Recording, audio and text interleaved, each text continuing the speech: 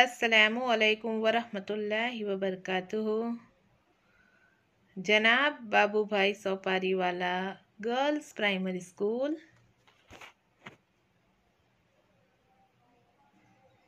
कक्षा 6, विषय हिंदी,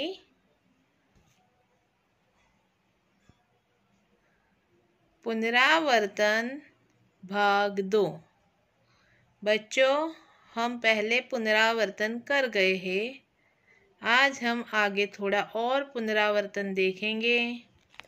तो चलो देखें, जिसमें हम पहला प्रश्न देखेंगे।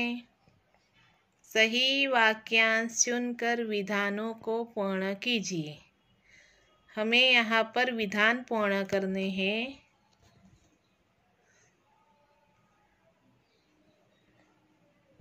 जिसमें पहला है, स्त्री को हल में जोतना राजा को कैसा लगा? अत्याचार के समान लगा, रिवाज के विरुद्ध लगा, मनमानी करने जैसा लगा। स्त्री को हल में जोतना राजा को कैसा लगा? अत्याचार के समान लगा। तो हमें यहाँ लिखना है अत्याचार के समान लगा और वाक्य पूरा करना है, विधान पूरा करना है। इसी तरह हम दूसरा देखें। राजा की बात सुनने के लिए किसान अपना काम रोकना नहीं चाहता था। उसके पास गया, थोड़ी देर रुक गया। तो क्या आएगा? सही वाक्यांश अपना काम रोकना नहीं चाहता था। तो हम यहाँ पर लिखेंगे, अपना काम रोकना नहीं चाहता था। राजा की बात सुनने के लिए किसान अपना काम रोकना नहीं चाहता था। इस तरह यह विधान पूर्ण हुआ। आगे देखें। किसान की पत्नी रानी के पास गई। क्यों गई रानी के पास? उसे पीने का पानी देना था, उसे रानी से पति की शिकायत करनी थी, उसे रानी से एक बेल लाना था। तो क्या आएगा? उसे रानी से एक बेल लाना था। हम यहाँ लिखेंगे, किसान की पत्नी रानी के पास गई क्योंकि उसे रानी से एक बेल लाना था। आगे देखें हम।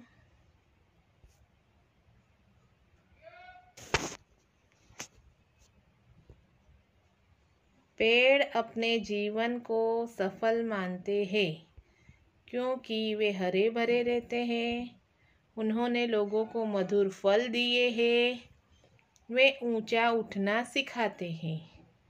तो क्या आएगा? उन्होंने लोगों को मधुर फल दिए हैं। पेड़ अपने जीवन को सफल मानते हैं क्योंकि उन्होंने लोगों को मधुर फल दिए हैं। आगे देखें। नदियाँ प्यासी रहती है क्योंकि वे अपना पानी स्वयं नहीं पीती। देखो यहाँ पर भी 3 दिए हैं ऑप्शन। उन्होंने प्यासी रहने का व्रत लिया है, वे अपना पानी स्वयं नहीं पीती और उनकी प्यास पानी से ही बुझती है। तो क्या आएगा? वे अपना पानी स्वयं नहीं पीती, खुद नहीं पीती। फिर से देखें। नदियाँ प्यासी रहती है क्योंकि वह अपना पानी स्वयं नहीं पीती। आगे देखें। चांद की कोई बहन नहीं है फिर भी वह राखी बंधवाता है। बच्चे उसे मामा कहते हैं या वह सभी स्त्रियों का भाई है। तो क्या आएगा? बच्चे उसे मामा कहते हैं। चांद की कोई बहन नहीं है फिर भी बच्चे उसे मामा कहते हैं। इसी तरह हमें विधान पूर्ण करना है। अब हम आगे देखें। नया प्रश्न। निम्नलिखित वाक्यों में से विशेषण छांटिए। बच्चों, हम आगे विशेषण सीख गए हैं। विशेषता बताने वाले शब्द को क्या कहते हैं? विशेषण कहते हैं।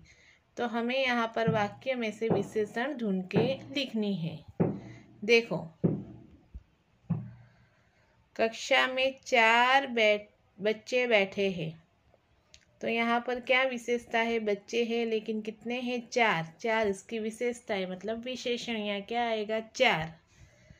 आगे देखें, नीम की पत्तियाँ कड़वी लगती है, तो कौन सी विशेषता है उसकी, कड़वी, तो विशेषण क्या आएगी, कड़वी।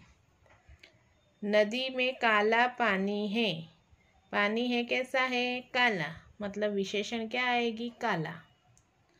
हमारी पाठशाला में बड़ा बगीचा है, तो यहाँ पर बड़ा जो है वो विशेषण कहलाएगी। आगे देखें, बाजार में पीले केले मिलते हैं, कैसे केले, पीले, तो पीले जो है वो विशेषण कहलाएगी।